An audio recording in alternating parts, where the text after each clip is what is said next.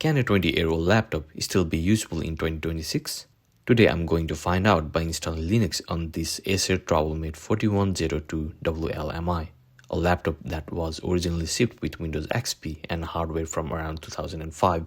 The challenge is simple: can modern Linux breathe new life into a machine that's been collecting dust for nearly 2 decades? Before we get started, if you enjoy Linux, open source software and technology experience like this one, consider subscribing to the channel. It really helps support future videos.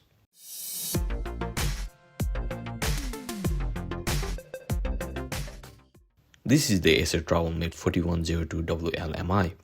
By today's standards, it's extremely old hardware. It originally came with Windows XP, has a single-core processor, limited memory, and most importantly, it uses a 32-bit architecture. Many modern operating systems have long since dropped support from systems like this. But that's exactly what makes this experiment interesting. Can Linux keep old hardware alive when modern Windows versions simply aren't an option? Let's find out. My first idea was straightforward. I downloaded Ubuntu 26.04 LTS, created a bootable USB drive using Rufus, and prepared to install it just as I would on any modern computer. However, the first obstacle appeared almost immediately. When I entered the BIOS settings and looked at the available boot options, there was no option to boot from USB. The only available boot choices were CD-ROM or DVD drive, floppy drive, internal hard disk, and network boot. And that's a common limitation on many laptops from this era. USB booting simply wasn't supported in the BIOS. At this point, the project looked like it might be over before it ever began. But fortunately, there is a solution. After some research, I came across a tool called PLoP Boot Manager.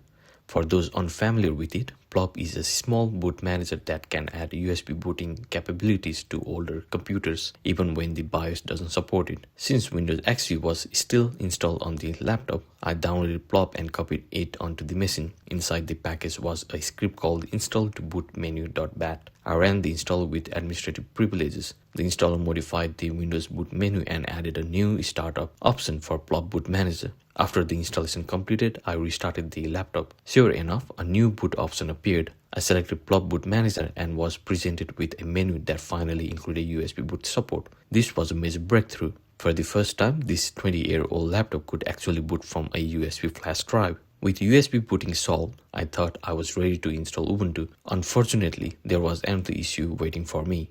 The Acer TravelMate 4102 WLMI uses a 32-bit processor architecture. Modern Ubuntu releases, including Ubuntu 26.04, only support 64-bit systems. That means the installer simply isn't compatible with this hardware. Even though I could now boot from USB, Ubuntu itself was never going to run on this laptop. At this point, I needed a different Linux distribution, something lightweight, something designed specifically for older hardware, and most importantly, something that still offered 32-bit support. After exploring several options, I decided to try AntiX Linux. AntiX is well known in the Linux community for supporting very old computers and low-resource systems. Unlike many modern distributions, it still provides 32-bit releases. I downloaded the latest AntiX image, created a new bootable USB drive, and once again used PLoP Boot Manager to boot from the USB. This time, everything worked. The system successfully booted into the AntiX live environment. Even on hardware that is nearly 2 decades old, the desktop felt surprisingly responsive. AntiX Linux was running from the USB. This old laptop had officially been brought back to life. Of course, installing Linux is only part of the story. The next challenge was getting the laptop connected to the internet. I started by enabling the physical wireless switch on the laptop. Many older laptops use dedicated hardware buttons for wireless networking, and this TravelMate is no exception. Once the wireless hardware was enabled, I explored AntiX networking tools. Using the built-in network configuration utility as well as the control panel, I searched for available wireless networks. Fortunately, the wireless adapter was detected correctly. After entering my Wi-Fi credentials, the laptop successfully connected to the internet. Considering the age of the hardware, that was actually quite impressive. No additional drivers, no complicated troubleshooting, just a working wireless connection. So was this experiment successful? Absolutely. While Ubuntu 26.04 was never going to work on this machine due to the lack of 32-bit support, Linux still proved that old hardware doesn't have to become electronic waste. Using PLoP Boot Manager, I was able to overcome the BIOS limitations and boot from USB.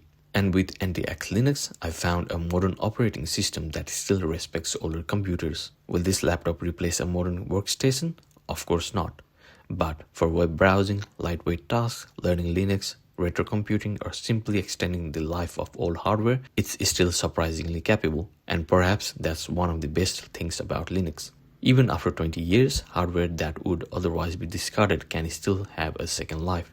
If you enjoyed this video, please leave a like and subscribe to the channel. I regularly create content about Linux, open source software programming, self-hosting, and technology projects just like this one. You can also support my work by checking out my open source projects on GitHub and through the support links in the video description.